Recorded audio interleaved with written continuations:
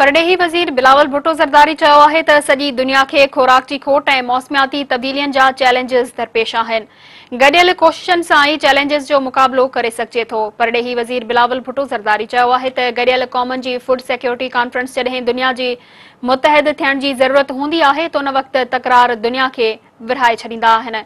नओं नस्ल दुनिया खे मुतहद करण लाइ क़यादत नाह ॾिसी रहियो आहे।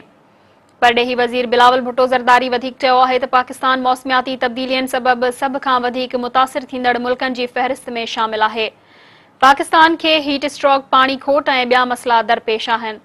हुन चयो त कोरोना जे मुकमल ख़ात्मे लाइ दुनिया खे गॾियल तौर ते कोशिशूं वठणियूं पवंदियूं। कोरोना वैक्सीन हासिल करण जो सभिनी खे हक़ हासिल हुजणु घुर्जे। परडेही वज़ीर बिलावल भुट्टो पंहिंजे ख़िताब में वधीक चयो आहे त पाकिस्तान ख़िते ऐं दुनिया में ख़ोराक जे मसइले ते किरदार अदा करण लाइ तयार आहे। पाकिस्तान इंसानी हमदर्दी जी बुनियाद ते अफ़गानिस्तान जी मदद करे रहियो आहे।